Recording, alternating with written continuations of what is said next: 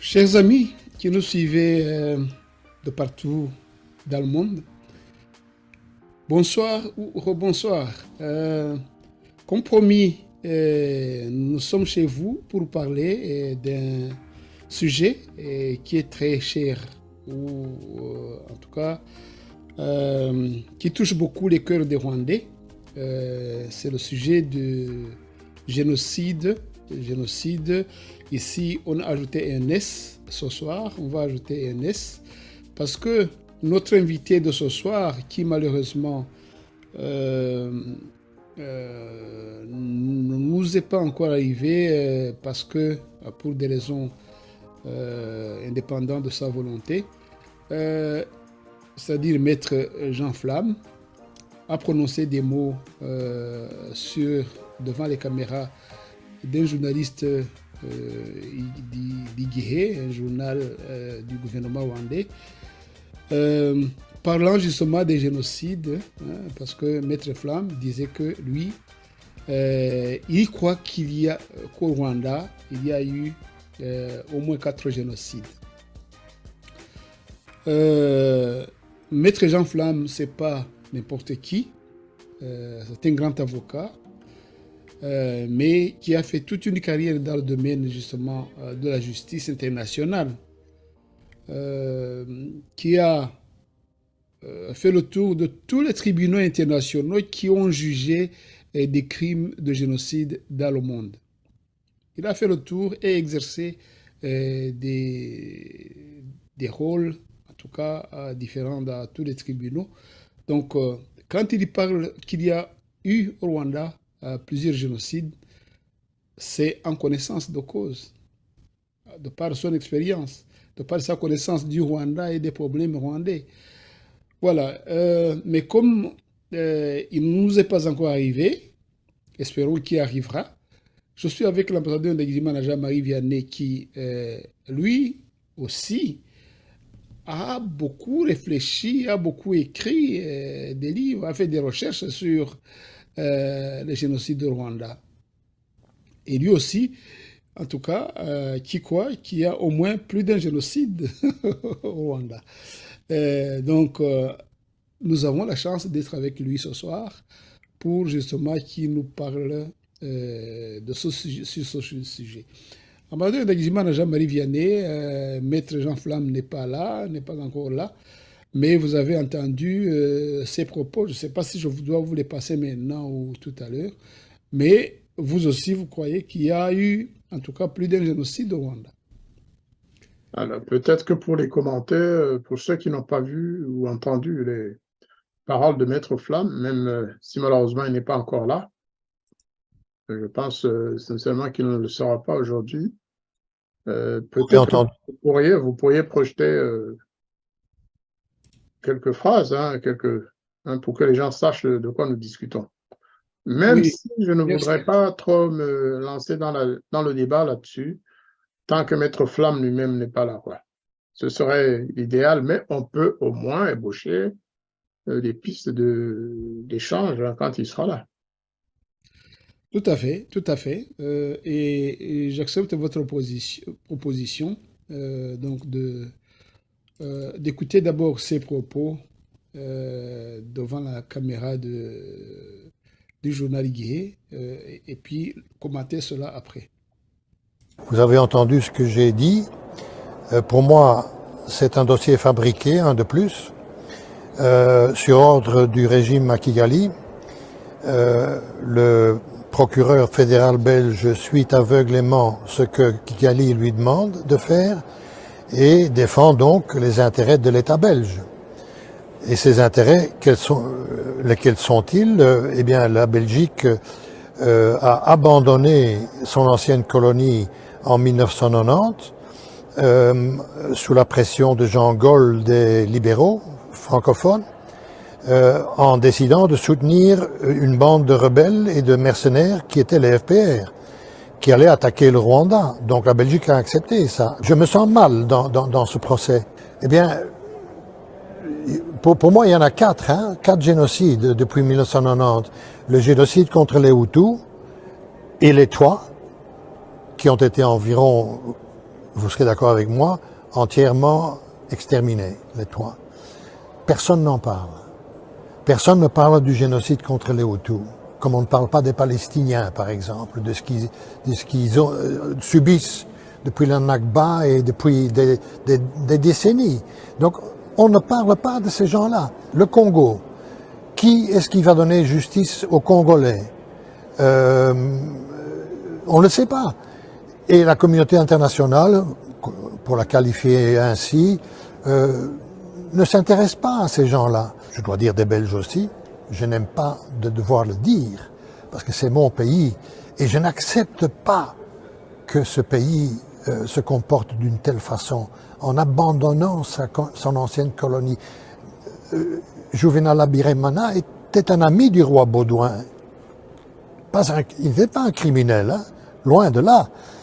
Il y avait un équilibre ethnique, plus ou moins, il y avait des problèmes, mais ce n'était pas un régime criminel qu'il fallait renverser. Eh bien, écoutez, je suis persuadé qu'il n'est pas possible de parler d'un génocide sans comprendre comment cela a pu arriver. Quel est l'arrière-plan? Ça, ce n'est pas possible pour moi. D'autant plus que le procureur et les juges d'instruction prétendent faussement qu'il y a eu plan préalable à commettre le génocide contre les Tutsis et que mon client est poursuivi comme planificateur. Voilà, ce sont les propres mots de Maître Jean Flamme. Les mots que nous n'allons pas commenter au risque de détourner son fond, ou alors ses réflexions. Mais quand même, ambassadeur d'Agimana Jean-Marie Vianney, vous avez fait des recherches sur ce qui s'est passé au Rwanda.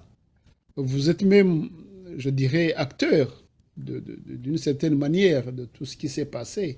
Alors, quand quelqu'un parle comme ça, je pense que vous comprenez ce qu'il veut dire. Je comprends parfaitement ce qu'il veut dire.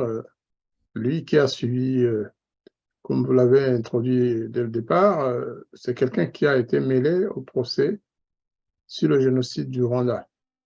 À l'époque, on ne parlait que ce génocide-là, en tout cas devant les instances judiciaires au Rwanda, en Belgique, en France, au TPR, on ne parlait que du génocide contre les Tutsis. Qui le reconnaît, hein, qui le reconnaît. Et il n'a aucune raison de le nier, parce qu'il a eu lieu quand même. Maintenant, les aspects de planification, moi j'ai toujours dit que je n'en parlerai pas parce que lorsque je lis la Convention pour la prévention et la répression du crime de génocide, je ne vois pas du tout l'aspect planification. C'est quoi planifier d'ailleurs? Par contre, l'intention de commettre ce crime, c'est-à-dire d'exterminer en tout ou en partie, de faire mourir un peuple ou un groupe de gens pour telle raison précise, parce qu'il appartient à la même religion, parce qu'il appartient à la même race ou ethnie, hein, parce que. Il y a des raisons qui ont été précisées dans l'article 2 de la Convention de 51-48, et puis ratifié définitivement le 12 janvier 1951. Eh bien, il n'a pas donné tous les éléments constitutifs du génocide, parce qu'il suppose que Kalilima le sait, lui qui est un grand journaliste d'ailleurs, qui a été sauvé du génocide par les troupes de Turquoise. Il faut que les gens le sachent. Kalilima doit la vie aux soldats français de Turquoise. Il n'en a jamais parlé, il n'a jamais dit merci, au contraire, il a cherché à les enfoncer, mais il sait ce qui s'est passé. Bref, les autres génocides, à côté du génocide des Tutsis, celui des Batwa, c'est vrai que, une fois de plus, nous les oublions tout le temps, alors qu'ils ont été massacrés à grande échelle pour ce qu'ils représentent dans le pays. Le nombre de Batwa assassinés pendant les massacres de 94 et après, ou avant aussi, on ne sait pas, ça constitue véritablement, par rapport au nombre total des Batois au Rwanda, c'était un génocide. C'était un vrai génocide, sauf que les Batois n'en parlent pratiquement jamais non plus. Hein. Ils ne peuvent pas... Je pourrais d'ailleurs que ce soit le groupe ethnique qui aurait perdu la grande partie Ah oui, tout à de fait, sa tout à fait, population, tout à fait, tout à fait. tout comme les Hutus, Comme les Hutus. étant donné leur nombre, quand même, on n'en parle pas, mais c'est parce que eux, ils étaient très nombreux, donc ils ont eu beaucoup de pertes et les gens semblent les minimiser parce qu'ils étaient très nombreux. Mais voilà, le génocide des Tutsis a marqué les esprits parce que eux aussi, c'était un petit groupe et qui a perdu quand même beaucoup de ses membres. Donc C'est là, parce ce que sont des proportions. ça se passait en plein jour, la nuit, le matin, devant les chaînes de télévision. Ça ne se cachait pas, c'était clair et net. Ils étaient en cours d'élimination de, comment disait l'autre, en cours d'extermination, D'extinction entre ou groupes, d'extermination, oui. voilà, ou d'éradication, comme disait l'autre. Eh bien, le massacre des Hutus, quant à lui, était caché. Il se passait derrière les rideaux du FPR. Derrière les caméras, Voilà, derrière il y a commandé les caméras n'avaient pas le droit de traverser pour aller dans la zone du FPR. Les ONG n'avaient pas le droit.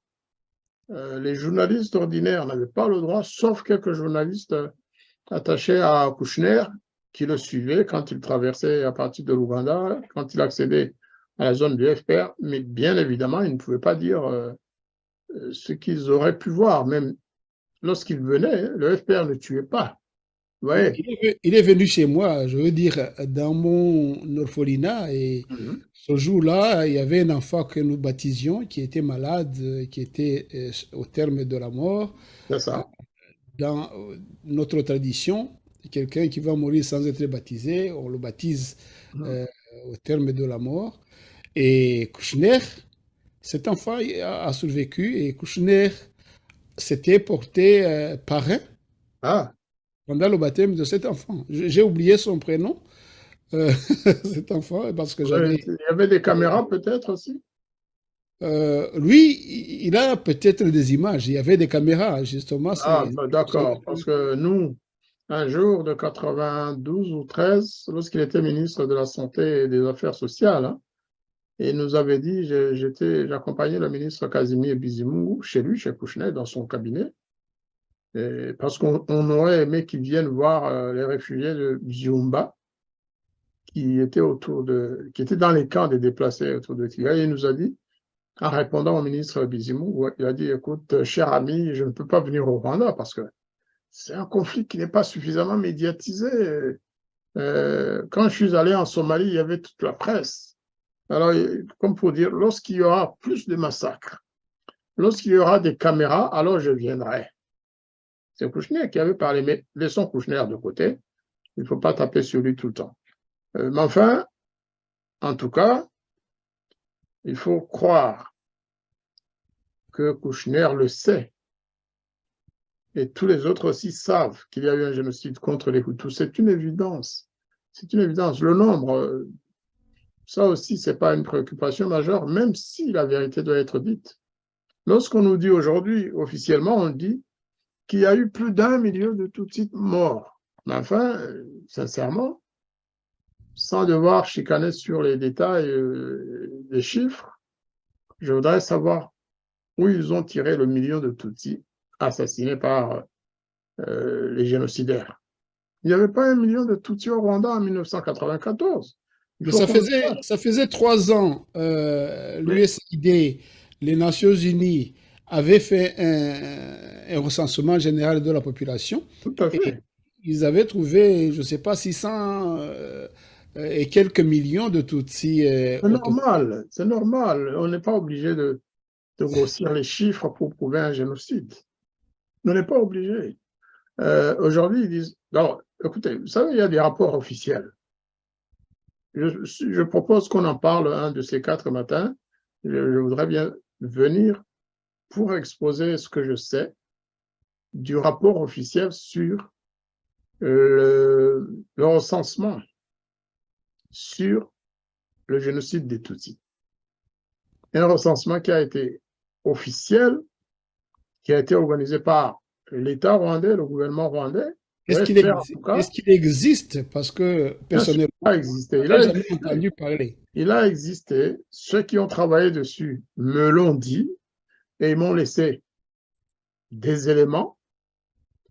Et ce sont des gens qui sont à Kigali aujourd'hui, qui ont participé à cette opération de recensement, qui sont allés partout au Rwanda. C'était la première fois que le Rwanda utilisait des laptops pour un tel exercice. Et qui avait un réseau très, très fonctionnel parce que c'est les États-Unis, je pense, qui avaient donné, les Nations Unies, etc., le PNUD. Eh bien, toutes les équipes dans les 10 préfectures de l'époque, dans les 10 zones, plus Kigali rural à l'époque, étaient couvertes par ces enquêteurs. Au Rwanda, ce n'est pas difficile de savoir qui est mort et qui n'est pas mort en ce moment-là. À l'époque, la plupart des Tutsis qui avaient survécu à ce génocide étaient au Rwanda.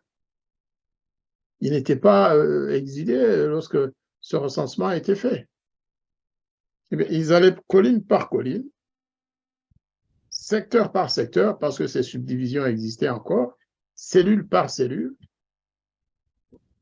Vous savez, moi, je suis en France depuis toute cette période-là.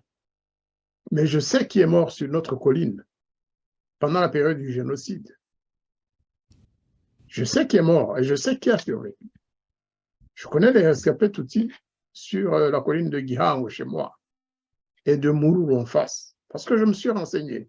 A fortiori, en ce moment-là, puisque tout le monde se connaissait dans les secteurs, dans les cellules et sur les collines, les questions s'adressaient aux rescapés Tutsis en disant « Est-ce que vous connaissez d'autres Tutsis qui ont survécu ?»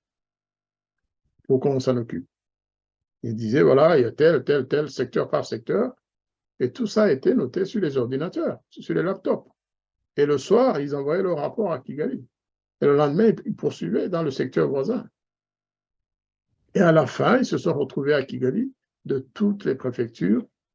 Et ils ont fait la sommation de ce qu'ils avaient trouvé. Et ils ont consigné ça. Ça a été rassemblé quelque part. Et lorsque Kagame a appris ça, il a dit « Convoquez-moi les chefs de ces équipes-là ». Et on leur a intimé l'ordre de ne plus jamais parler de ce rapport. C'est ce que je dis.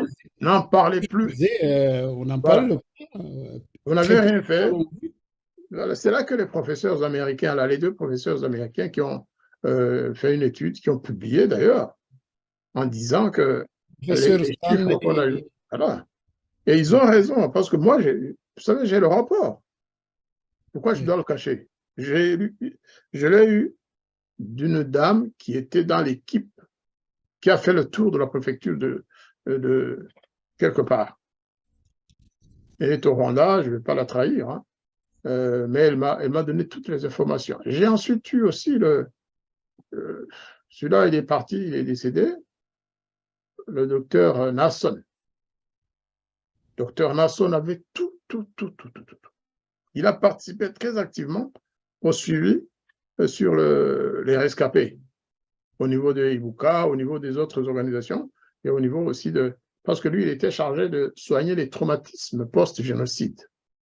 Il savait, il avait tous les chiffres. Vous savez, c'était Nasson, c'était un ami d'abord, et un parent par alliance. Et quand il venait en France ou en Belgique, on trouvait le temps de nous rencontrer pour passer une journée ensemble. On a discuté de tout ça,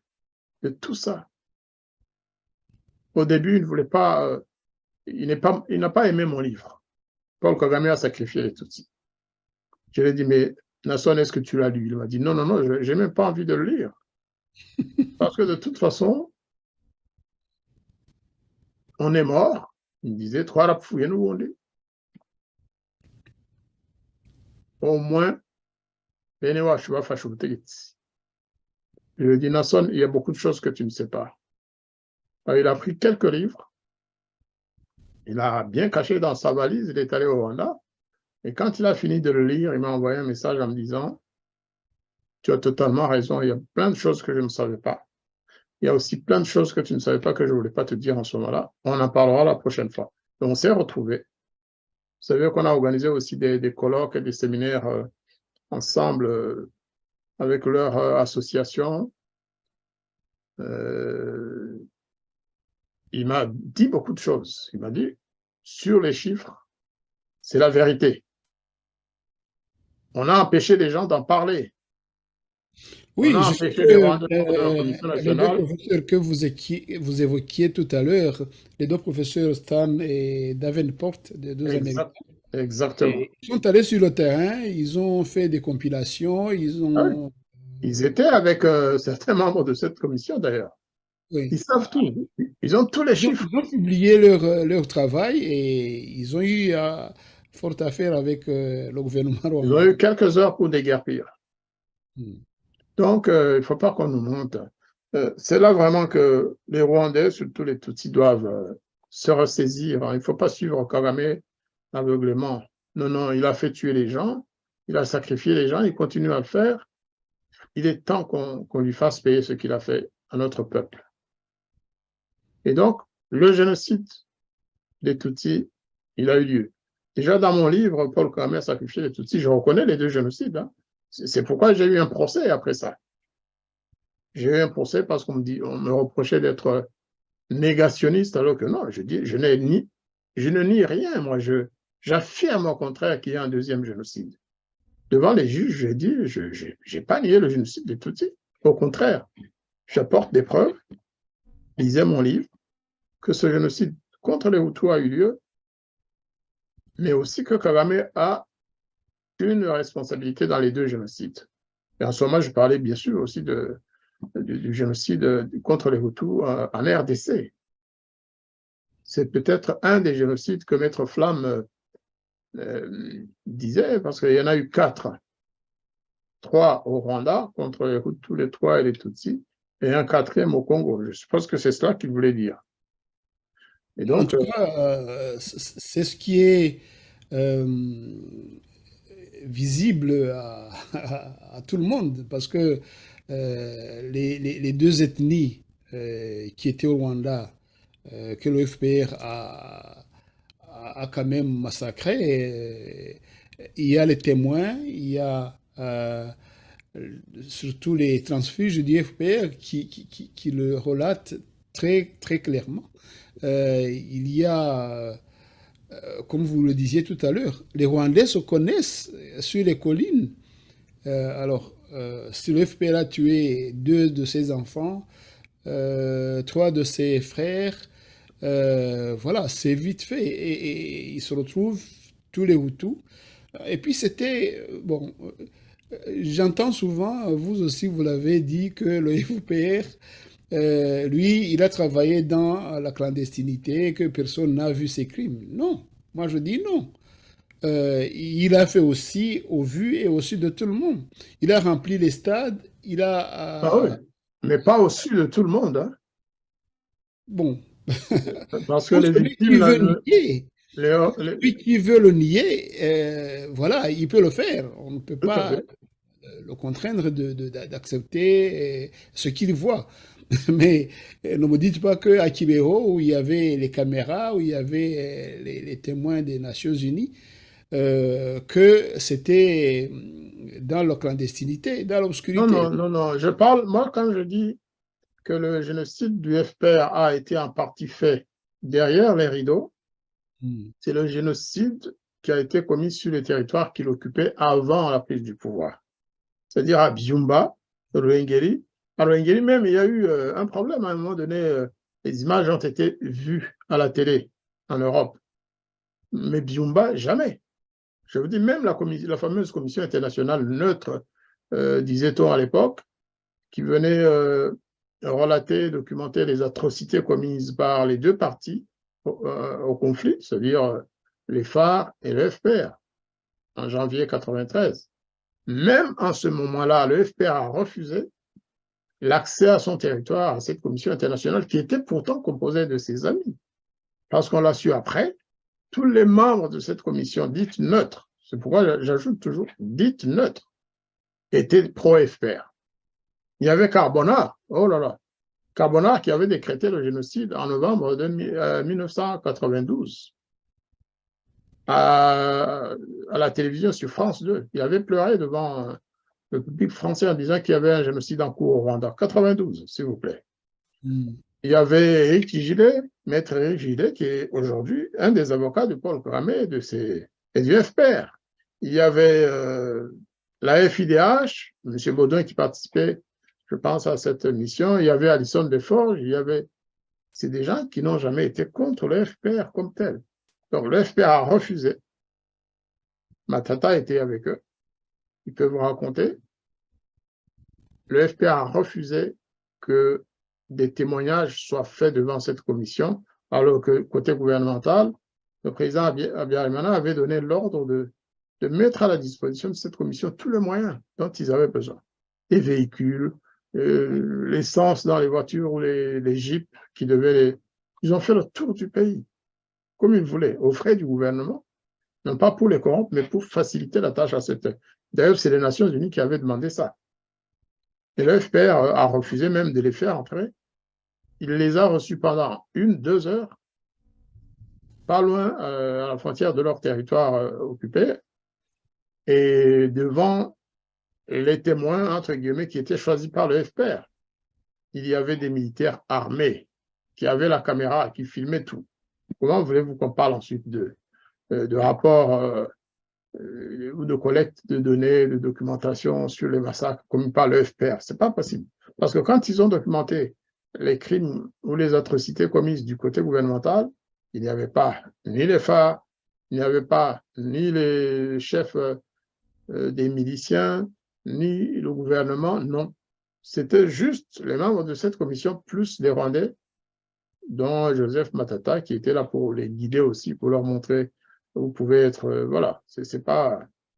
Et heureusement qu'il a été là, qu'il les a suivis, qu'il a tout vu, et qu'aujourd'hui, il peut témoigner. Sinon, on nous prendrait pour des menteurs. Le génocide des Hutus, il est devenu patent à partir du jour où un rapport du Haut Commissariat aux réfugiés a été, pas publié, mais rendu public par voie de presse, c'est-à-dire le rapport Gersony, en septembre 1994. C'est là que tout a commencé à sortir. Même si les gens savaient, hein, comme vous dites, hein, il y a des gens qui avaient assisté à des massacres. Qui, une année après, évidemment, c'était le grand cinéma. C'était Hollywood en plus cruel. C'était terrible. Et oui. Ensuite, c'est le Rwanda, c'est le Congo, c'est le Zaïre. Donc là, on ne peut même pas nier. Ce qui est contradictoire, ce qui est quand même une controverse qui est dans tout ça, le FPR peut se dire, hein, je dis bien se dire, voilà, je cache tout ça, même si, enfin, j'allais parler d'un proverbe rwandais. Moi aussi, j'y ai pensé. Mais on ne va pas le dire. Hein. Non, on ne va pas le dire. C'est pas une question de politesse. Mais le FPR a intérêt à cacher justement ces crimes. Ah oui, c'est sûr. Disons que c'est tout naturel. Mais ce que les gens, la question que surtout beaucoup de gens se posent, c'est que comment les gens de l'extérieur, certains pays, Maître Jean Flamme parlait de la Belgique, dit la Belgique n'est pas innocente dans tout ça, la France n'est pas innocente, même il y a un procès qui a... bon, on accuse à tort et à travers, à tort ou à travers, à tort ou à raison, les pays étrangers, la communauté internationale, mais la grande question, pourquoi certains pourquoi certains ont vu la vérité, ont connu la vérité, et certains ont fermé les yeux, d'autres ont travesti la vérité qu'ils voient, Mais qu'ils ont pas vue. que les étrangers, parce que même parmi nous, nous les Rwandais, il y en a qui connaissent toute la vérité, il y en a qui ont été victimes de ce génocide, parce que leurs parents ont été rasés de la terre, mais parce qu'ils sont dans des partis politiques qui ne veulent pas se mouiller, parce qu'ils sont dans des associations, je ne sais pas d'ailleurs ce que ça veut dire, si on est dans une association chargée de la question des droits de l'homme et que vous ne voulez pas parler de ce génocide, ça veut dire qu'en fait, vous n'êtes pas honnête avec vous-même. Donc, nous-mêmes, les Rwandais, déjà, nous devrions balayer devant notre porte. Hein. C'est ça.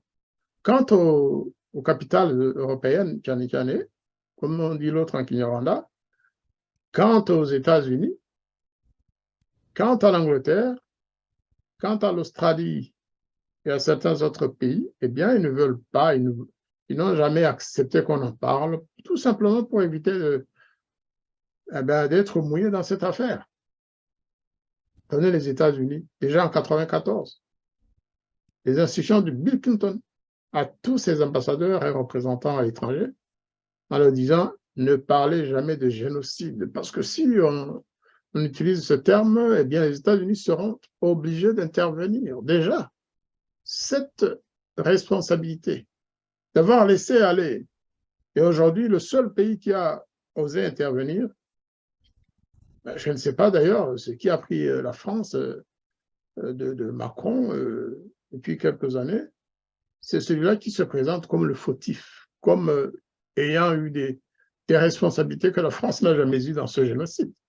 Mais les États-Unis, jamais. Au contraire, maintenant, ils disent, en fait, si on ne parlait pas du génocide des Tutsis, parce que là aussi, c'est ceux qui pensent que les États-Unis le disent ou le demandent parce qu'ils ont compris qu'il y a eu un génocide contre les Hutus, non, ce n'est pas vrai.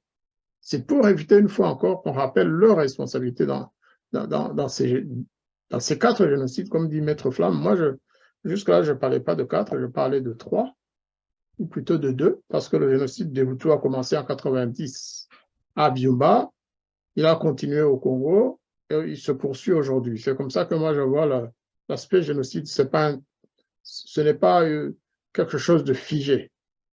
On peut exterminer un peuple, comme l'a dit Kagame à un moment donné, en vidant le fût, un fût d'eau ou un tonneau rempli d'eau, en le vidant avec une cuillère à soupe ou à café d'ailleurs.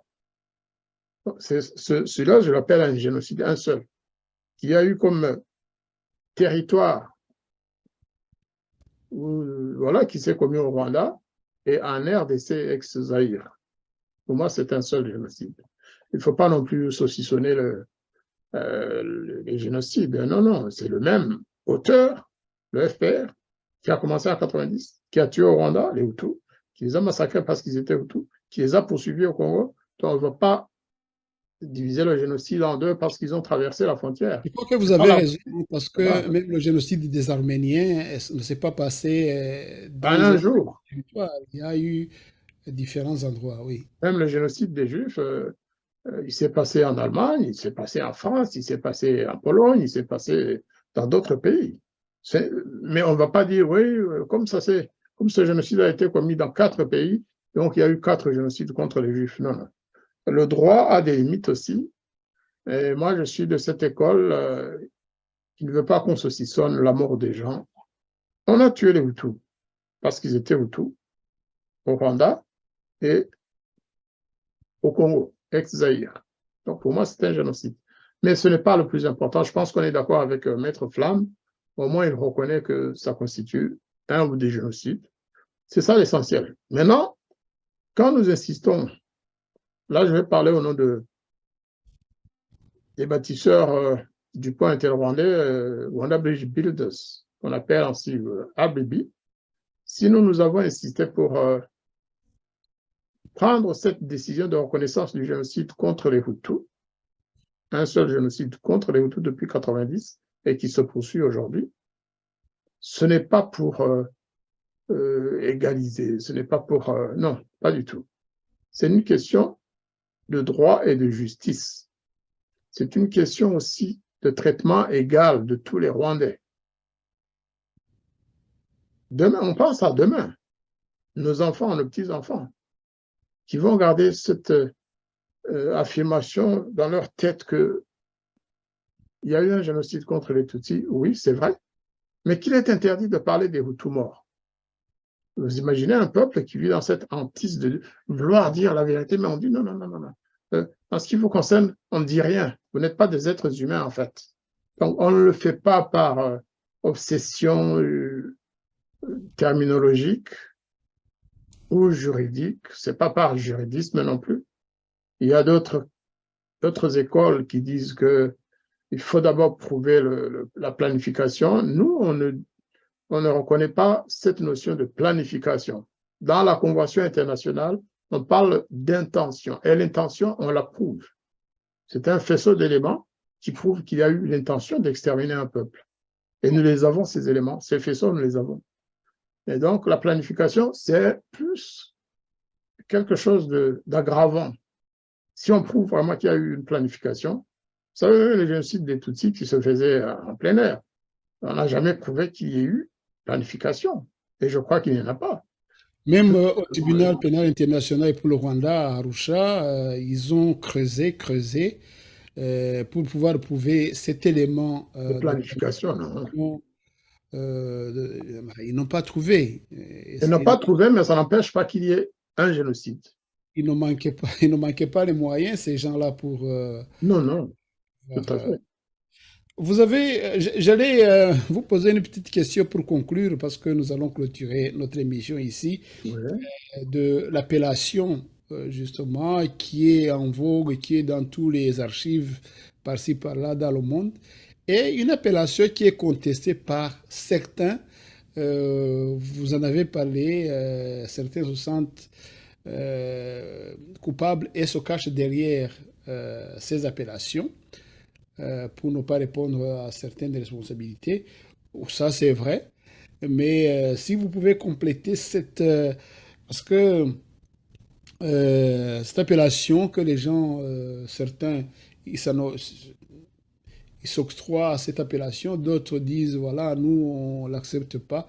Est-ce que le génocide, c'est l'appellation? Quelle est vraiment la valeur de l'appellation dans un génocide? Vous en avez peut-être discuter et chercher à comprendre, vous qui faites des recherches sur des génocides. Mais moi, voilà, comme pour beaucoup de gens, je n'ai pas trouvé la valeur de l'appellation dans le génocide. Un génocide a été commis, il a été commis tel jour, à tel endroit et de telle manière. Voilà, on n'a pas besoin de mettre un nom, pour que ce soit... Enfin, mettre un nom, vous voulez dire quoi? Mettre un nom, dans quel sens? Un nom dans le sens de génocide des Tutsis. Ah si, il faut. Les autres absolument, il faut... Vous savez, la première chose, lorsqu'on veut prouver un génocide, la première chose à faire, c'est d'identifier les victimes des actes qui sont répertoriés dans l'article 2 de la Convention internationale pour la prévention et la répression du génocide. C'est la première chose à faire. Est-ce qu'il y a eu des meurtres? Est-ce qu'il y a eu des traitements qui ont fait qu'un peuple a disparu ou a failli disparaître? Est-ce qu'il y a eu détournement d'enfants d'un groupe vers un autre pour faire disparaître l'autre groupe? Il faut déterminer chaque fois le groupe en question. Parce que lorsque vous parlez du principe, hein, donc vous parlez du principe. Oui, c'est clair et net. Mais moi, je vous parle du Rwanda. Parce que si vous allez appliquer ce principe au Rwanda, pendant qu'on massacrait les Tutsis, on massacrait aussi les Hutus. C'est ça la complication. On les massacrait pourquoi? Il n'y a pas de raison de massacrer un peuple. Non. Les raisons, c'est ceux qui le font. Ceux qui ont tué les Tutsis, ils disaient qu'ils les tuaient. Ils ont tué les Tutsis parce qu'ils voulaient tuer les Tutsis. Ceux qui ont tué voilà. Et que, Mais ils ont tué aussi des Hutus qu'ils considéraient comme des complices. oui. Ils ne les ont pas tués parce qu'ils étaient Hutus. Si, il y a quand même ceux qui ont été Non, tués le FPR a tué les Hutus côté parce du qu'ils étaient FPR. Hutus. Ça, Oui. c'est autre chose. Mais ceux qui ont été tués du côté de ceux, justement, ceux qui tuaient les Tutsis, quelque part, ceux qui ont commis le génocide des Tutsis, d'après vous, ils tuaient les Hutus, pourquoi? Oui, parce qu'ils étaient des Hutus. Ah non, non, non, non. Parce qu'ils étaient des Hutus qui défendaient les Tutsis. Voilà. Donc, mais pas parce qu'ils étaient Hutus. Ils n'avaient pas l'intention d'exterminer Non, les pas Hutus. parce qu'ils étaient Tutsis, non. Ils ont été tués parce que c'était des Hutus qui défendaient Voilà, les ils ont été Tutsis. tués occasionnellement par ceux qui poursuivaient les Tutsis, mais pas parce qu'ils étaient Hutus. Vous voyez la différence. Donc, ils les ont tués parce qu'ils défendaient les Tutsis, ou parce qu'ils étaient tièdes, ou parce qu'ils ne soutenaient pas le massacre des Tutsis. Et ce n'est pas la même chose. Ce n'est pas la même chose. Le FPR aussi a tué des Tutsis. Vous avez raison, je suis d'accord avec vous. Mais ouais, Ce n'est pas la même chose. ce n'est pas la même Mais, chose. L'intention, l'élément essentiel, c'est l'intention de faire disparaître un groupe en tout ou en partie. Ceux qui massacraient les Tutsis n'ont jamais eu l'intention de punir les Hutus. Ils punissaient les Hutus pour des raisons politiques. alors, justement, pourquoi il y en a de ceux qui sont enfin, des pays étrangers de la communauté internationale qui amènent la polémique, justement, comme quoi, non, au Rwanda, il y a eu seulement un génocide contre les Tutsis. Et les autres disent non, ce n'était pas un génocide contre les Tutsis seulement, il y a eu les Hutus. Et donc, disons, les génocides des C'est pour des Rwandais. raisons politiques et diplomatiques. Vous savez, j'ai entendu cette phrase pour la première fois début octobre 1994 dans le bureau de monsieur, comment il s'appelait, celui qui était secrétaire d'État pour l'Afrique aux États-Unis, un secrétaire d'État américain, adjoint pour l'Afrique, Mose. Hmm. Après avoir bargainé, discuté avec Pasteur Bizimungu, qui disait il ne faut pas accepter ce rapport des Nations Unies de M. Garsoni, il ne faut pas.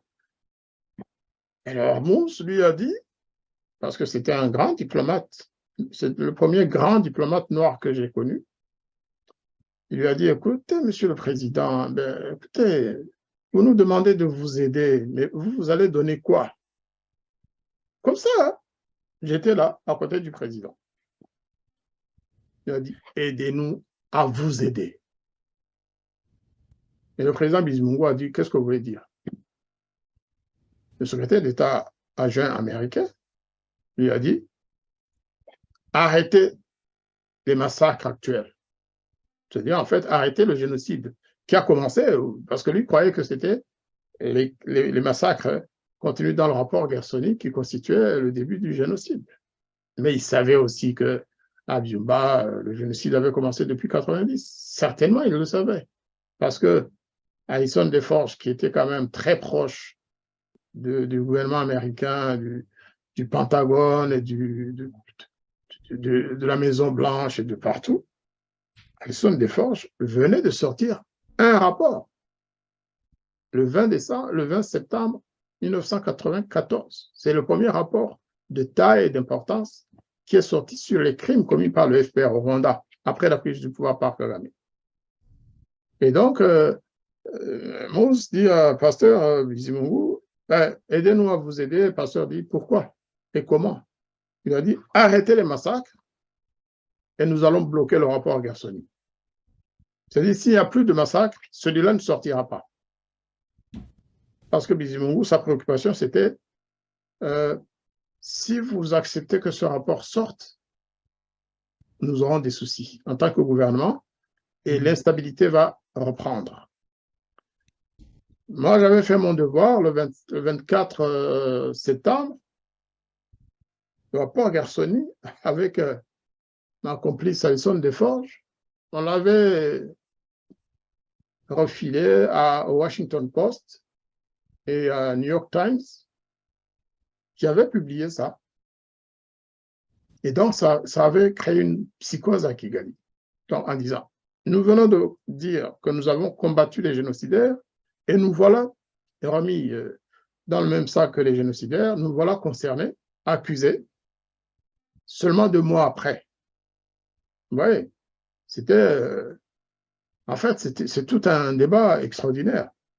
En 2014 ou 15, je ne sais plus, j'oublie souvent l'année où nous avons tenu ce colloque à La Haye. Il y avait plein de spécialistes, hein, des spécialistes du droit. Pour la Belgique, il y avait l'ambassadeur Suinen, je crois, il y avait le professeur Reichens. En France, il y avait Guichawa, il y avait moi qui était aussi considéré comme expert, excusez-moi du peu, et beaucoup d'autres.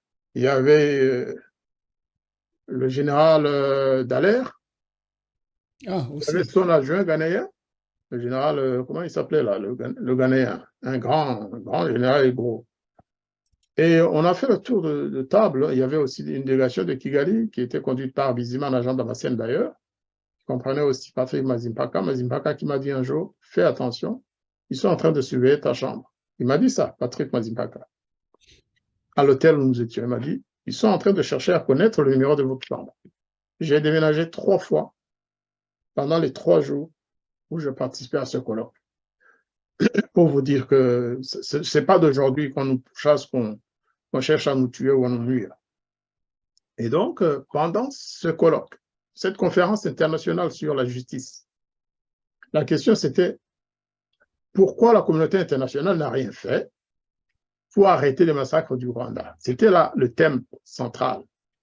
Bien sûr, Bizimana qui conduisait la délégation rwandaise, il n'a pas été capable de dire quoi que sauf la rengaine habituelle, hein, le génocide, c'est les Hutus qui n'aiment pas les Tutsis, c'est ceci, c'est cela. À un moment donné, j'ai introduit le sujet du sacrifice que le FPR, Kagame, avait sacrifié les Tutsis. Je crois que le livre venait de sortir ou est sorti après, je ne sais plus. Toujours est-il que même Dallaire, pendant cette conférence internationale, Dallaire a pris la parole. Il a confirmé l'entretien qu'il avait eu avec Paul Kagame pendant les massacres. Hein. Je pense que c'était courant avril ou mai, lorsque Kagame lui a dit, écoutez, général, ne me demandez surtout pas d'arrêter la guerre. Vous me dites que les phares veulent qu'on aille travailler ensemble pour arrêter les massacres. Eh bien, moi, je n'en veux pas. Et Dallaire lui dit, mais général, vous êtes quand même un stratège. Vous savez bien que si vous envoyez un groupe qui travaille avec les phares, Ça m'aurait étonné que Kagame accepte. Ça m'aurait étonné que Kagame accepte. Il a écrit dans son livre, j'essaierai la même. Il venait d'envoyer, si c'est au fin avril, il venait d'envoyer une lettre aux Nations Unies pour leur interdire d'envoyer des renforts pour arrêter les massacres. Eh bien, Dallaire a confirmé ce que j'avais dit, parce que Kagame lui a dit, ces sacrifices dont vous parlez, considérez que ces choses faites, c'est aussi, laissez-les mourir. L'histoire retiendra que nous avons pris le pouvoir et qu'il y a eu des sacrifices de Tutsis au passage. Dallaire l'a dit, mais aujourd'hui, si vous lui posez la question, sauf que le livre existe, hein, c'est écrit dedans, je pense page 152 ou quelque chose comme ça, ou 352, eh bien, lorsque nous le disons, nous, si je répétais les phrases de Jean Flamme, d'ailleurs, Karelima ne viendra jamais me poser la question parce qu'il connaît mes positions là-dessus. Et il sait que c'est quand même un domaine qui nous concerne très directement, lui et moi et les autres aussi. Nous sommes tous victimes de ce génocide, de ces génocides. Mais si je répétais le discours de Jean Flamme, de Maître Jean Flamme, devant des journalistes ici, sauf qu'il n'y en aura jamais, ils ont peur d'écouter ça. Ils ont peur qu'on sache qu'ils ont entendu ça. D'ailleurs, je profite de ce moment pour dire merci à Karelima, qui a osé passer cette interview de Maître Flamme. C'est très important. Il a dépassé la ligne rouge qu'on voulait lui imposer il a laissé parler Maître Flamme et il a mis ça en ligne. Non pas qu'il soutienne nécessairement le discours de Maître Flamme. Et parce que par intellectuel, il a été très professionnel. Il a été professionnel, il a été courageux. Je trouve qu'il faut laisser les gens parler. Et j'espère qu'il n'y aura pas de problème à cause de ça. Mais connaissant Bizimana, d'ailleurs, Bizimana hier ou avant-hier, il a encore fait une déclaration en disant que la réconciliation au Rwanda, c'est à 96%. Que les méchants qui sont en Europe, qui disent que la réconciliation n'est pas parfaite, que c'est des menteurs, que c'est des envieux, des jaloux. Monsieur le ministre, salut, mais vous avez menti une fois de plus. Donc, je vais conclure sur le génocide. Une fois encore, lorsque nous disons qu'il y a eu un génocide contre les Hutus, nous le mettons sur le compte du Front patriotique rwandais et de son armée APR, aujourd'hui RDF, et non pas sur le dos des Tutsis du Rwanda, pas du tout. Les Tutsis n'ont jamais demandé à Kagame d'aller massacrer les Hutus. Comme les Hutus... Les Hutus n'ont jamais demandé à ceux, aux massacreurs des Tutsis, ils n'ont jamais mandaté ces gens pour aller tuer nos parents. C'est une évidence. Que ce soit clair, dire qu'il y a eu un génocide contre les Tutsis, ce n'est pas accuser les Hutus de l'avoir commis.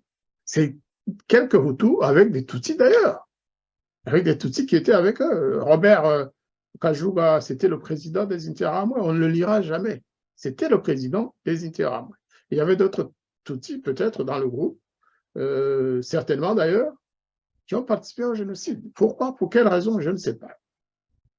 Dans l'autre côté, il y avait aussi les Kanyarengwe et autres qui ne participaient peut-être pas, mais ils étaient dans le groupe de tête du FPR qui massacrait les Hutus. Donc, ce n'est pas accuser les Tutsis que d'affirmer que le FPR a commis un génocide contre les Hutus. Que les Tutsis soient tranquilles, que les Hutus soient tranquilles. Celui qui veut commettre des amalgames, des globalisations qui n'ont aucune justification, celui-là ne passera pas. Parce que le peuple va se saisir de cette question un jour ou l'autre.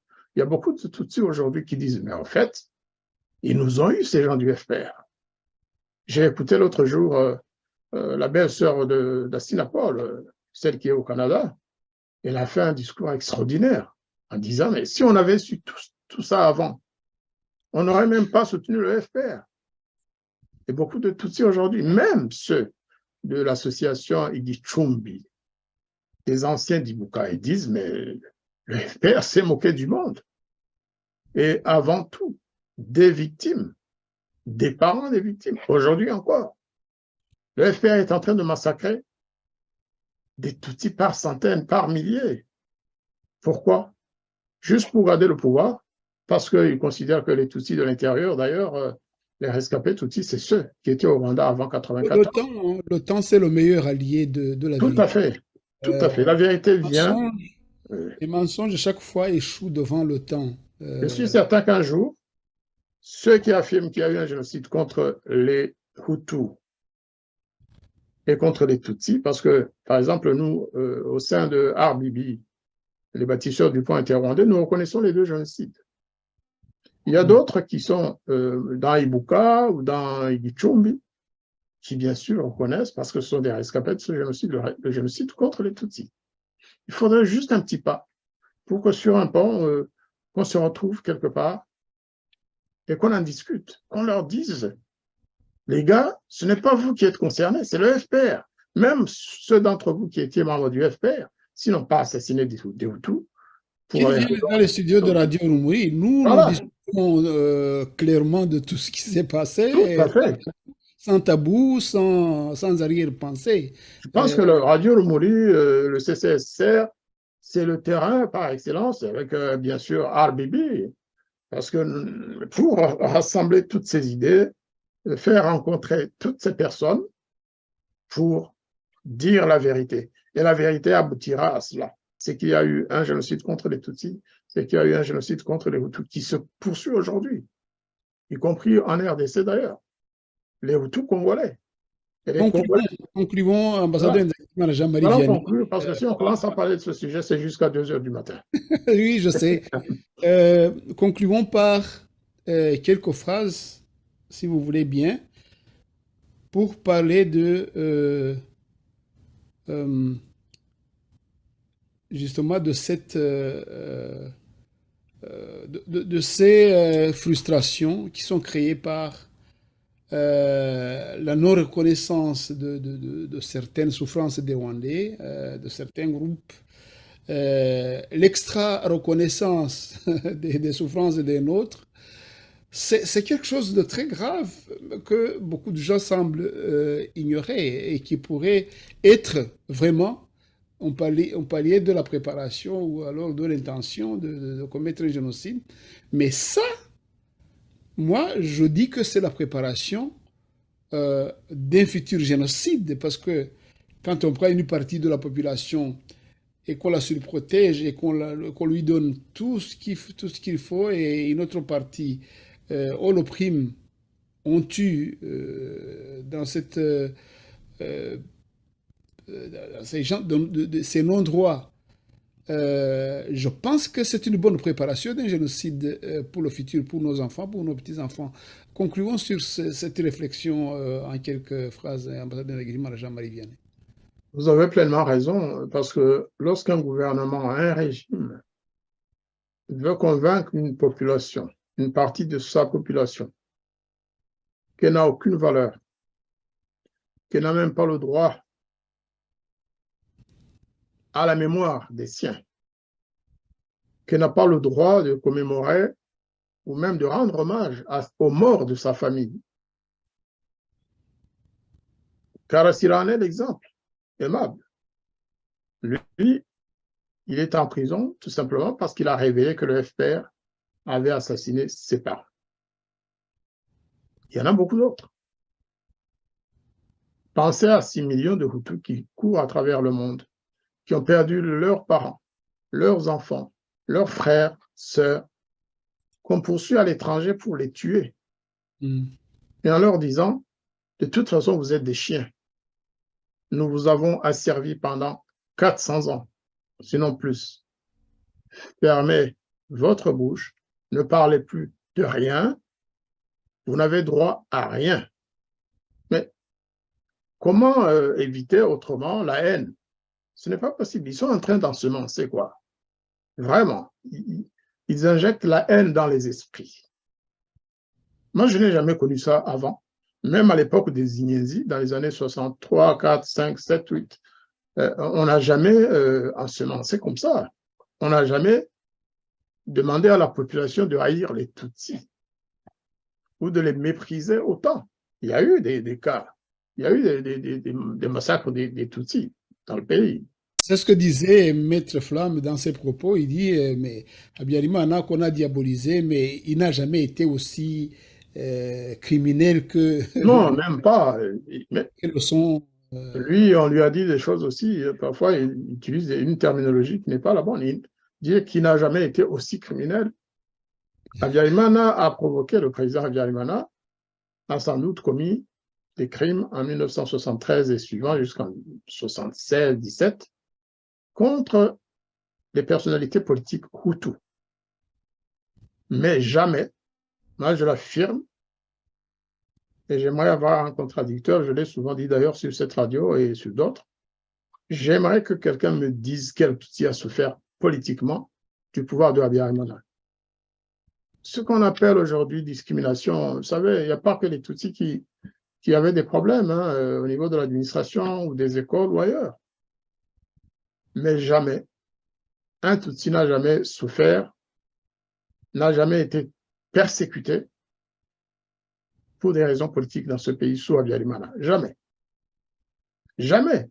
Comme on donne un seul nom d'un Tutsi qui aurait été mis en prison par Habyarimana ou par son régime parce qu'il était Tutsi. Moi, je n'en connais pas. C'est Kagame qui aurait été mis en prison le premier parce qu'il il venait au Rwanda quand il voulait. Pour rendre visite à sa tante. Sa tante. Donc, il faut vraiment qu'on... D'ailleurs, sur ce sujet-là, il faut qu'on prenne notre courage en main. Vous savez, nous censurons Et les Rwandais, nous sommes spécialistes aussi de l'autocensure.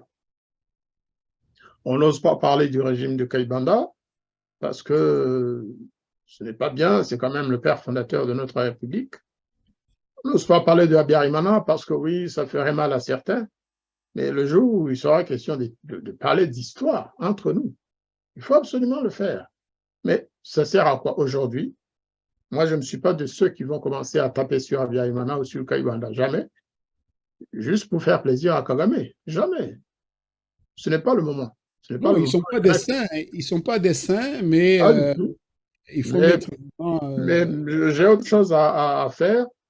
Je m'occupe pour l'instant de prouver que les Hutus sont des êtres humains, qu'ils ont subi un génocide, mais qu'on leur a retiré tous les droits que devrait posséder un homme. Ils n'ont pas le droit de souffrir, ils n'ont pas le droit de pleurer en public, ils n'ont pas le droit de célébrer leurs parents massacrés ou morts, même morts naturels. Hein. Au Rwanda, vous ne pouvez pas organiser une commémoration pour un groupe de Hutus tués par les Interahamwe. Hein. Non, non, non, parce que de fil en aiguille, ils vont dire, bah, tiens, et demain, ils vont parler des Hutus tués par nous, par le FPR. C'est ça la vraie question. C'est ça le piège. C'est ça la mine. C'est ça la bombe explosive qui va nous emporter tous demain. Ces frustrations, comme vous l'avez dit, c'est vraiment une bombe à retardement. Nous devons y veiller, nous devons en discuter. Nous devons trouver les moyens d'obtenir un consensus national, au moins à notre niveau de réfugiés rwandais, Hutus, Tutsis, Batwa. Trouver un consensus, sans blesser les autres, mais dire la vérité quand même. Parce que c'est un bien commun à tous les Rwandais, la vérité et la justice. Merci beaucoup. il faudra désamorcer. C'est nous qui vous remercions, ambassadeur Ndagijimana Jean-Marie Vianney, de nous avoir accordé votre soirée.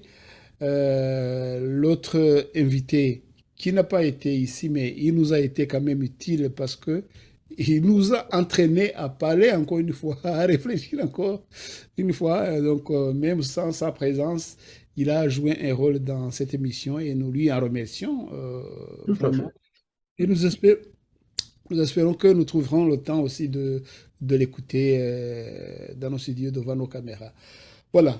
Laissez-moi vous souhaiter une excellente soirée chez vous à Orléans et passez le bonjour ou le bonsoir à tous les Orléanais. Et voilà, vous êtes toujours le bienvenu sur Radio Urumuri. Merci beaucoup de votre présence et de votre disponibilité. À vous de même, et bien sûr, je vous souhaite une bonne semaine et je salue tous nos téléspectateurs et je les encourage vivement à suivre Radio Urumuri ainsi que nos autres médias militants parce que cela vaut la peine. Ce que nous faisons, c'est très dangereux. Hein. Si vous saviez ce qui se passe derrière notre dos, des gens qui nous suivent, des gens qui veulent nous faire du mal, on le fera. Ce n'est pas ceux-là qui vont nous empêcher de dire la vérité. Et donc, je remercie tout le monde et à très bientôt pour une émission sur le même sujet, peut-être lorsque Maître Flamme sera disponible. Moi, je suis prêt à venir l'encourager. Au revoir, à très bientôt, ambassadeur Ndagijimana Jean-Marie Vianney. Au revoir, cher frère Aloïs.